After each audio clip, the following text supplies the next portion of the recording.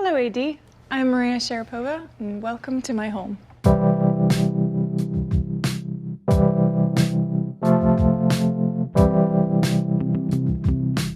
So I've always wanted a Japanese-inspired home by the beach. You enter the home in this beautiful courtyard with this Japanese pine and a fountain that we created especially for the space. And then you enter into this double, triple height ceiling, which gives you so much air and space and light and makes you feel like you're at the beach. Well, I love homes that have an indoor and outdoor feel, and I think the light plays a big part into this home's atmosphere. In my previous home, I had a lot of colorful, a lot of greens and pinks, colors of art. And when we built this home, the walls were all concrete, and that's probably why it took so long to build, almost 3 years. And I thought that all of the art from my old home would go onto these walls, but actually the concrete itself just felt like a huge art piece in a sense. So the art in the home is very minimal. Every year I invest in a few pieces that are actual sculptures in a sense, like this French chair going back to the 1960s. This is a Japanese door that's the countertop of the table, and that is a painting by Joe Good. It changes color. In the morning shows lots of the purples, but in the evenings it's like a dark shadow and then this golden circle. You feel a different atmosphere every time you look at it, depending on the shadows that are going through the home. And everything has to work with the space. Everything's very natural. All the tones are natural, just like the colors of the house.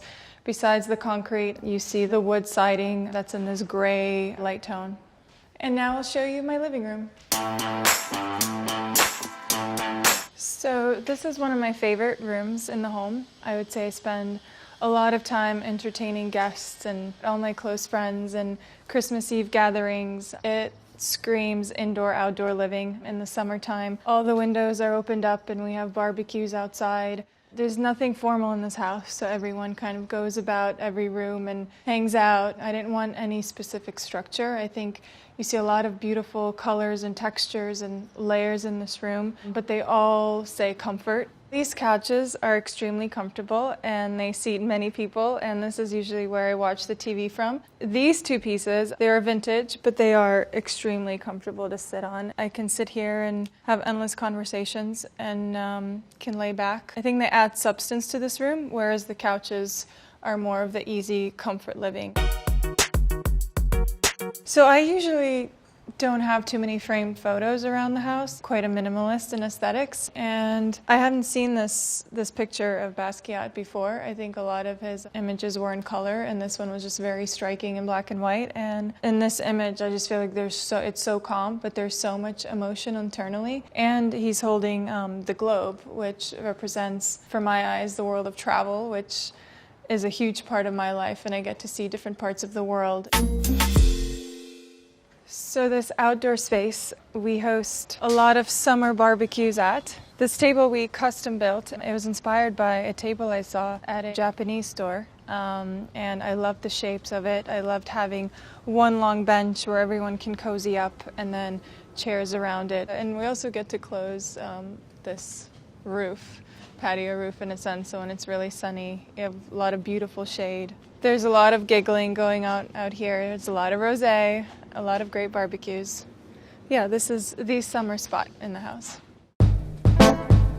Usually you have the pool and then a lawn and the home, but I wanted the pool really close to the home. I didn't want that lawn space in between the pool. I wanted to see the water from the kitchen.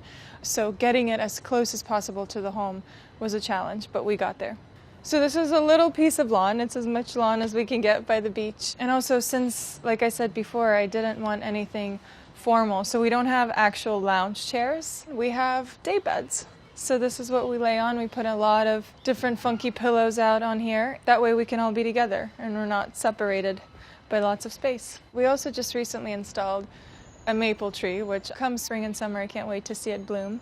We love having a glass of wine around 5 or 6 p.m. before we go inside and finish up cooking dinner. Having the fireplace here is magical once the sunset goes down. We usually watch it upstairs and then make our way down, and we have heaters upstairs, which is a luxury add-on bonus in the home. So no matter what the temperature is, we spend quite a bit of time here. As I said, I love outdoor living. I think there's something very Californian about it. So we try to spend as much time outdoors as we possibly can. Now let's go upstairs.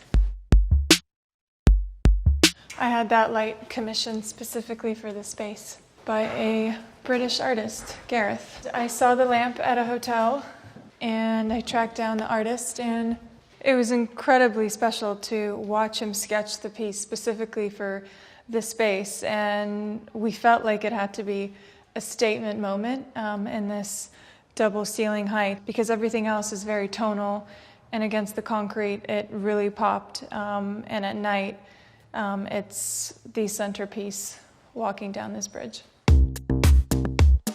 I would say this is the most intimate and coziest room in the house, just because it's separate from everything else, and it's in a very quiet corner of the home. I don't really have a proper office in the home because I wanted everything to feel relaxed, and nothing was made with a purpose, like you had to do something specific in each room. But I usually find myself here with either my phone or my computer, working on all the things that need to get done. I love browsing through architectural and design coffee table books. Usually when someone gifts you a book like that, you put it on a shelf and never pick it up again. But I actually lay them out and I open different pages at different times of the day, and then you actually get a sense of what's in the book, and sometimes it inspires you to design a home.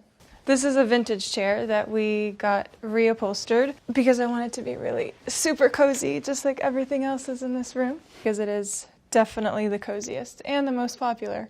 It's sheepskin, of course. I guess a lot of people have really liked visually when they've come up to the space, with the bamboo in the background and this Balinese bench. Even if you don't know much about architecture, I think we can appreciate a beautiful bench, and this one certainly plays the part.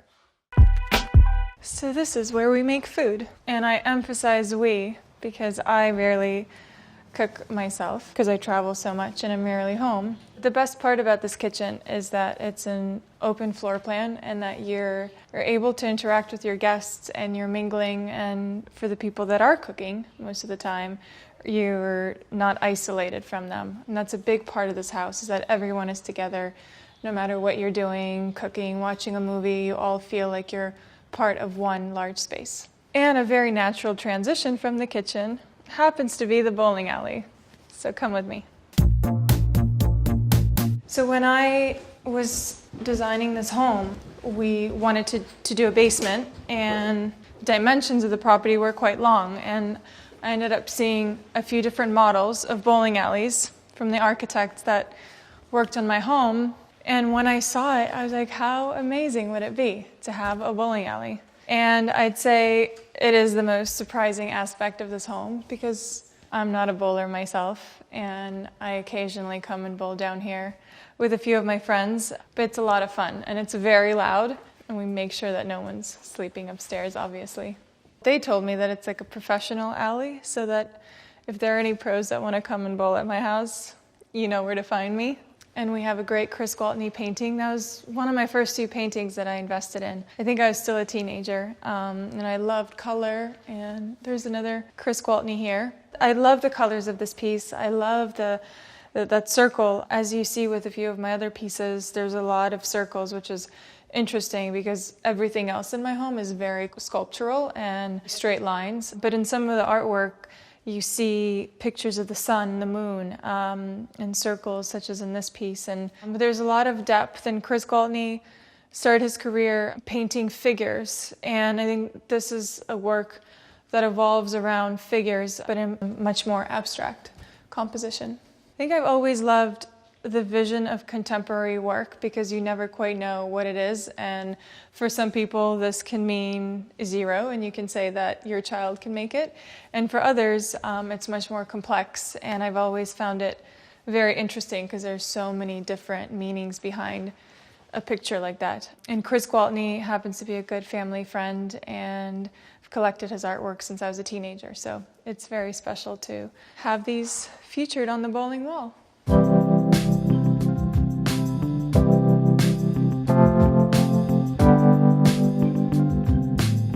That's it for now. Thanks, AD, for stopping by. See you soon.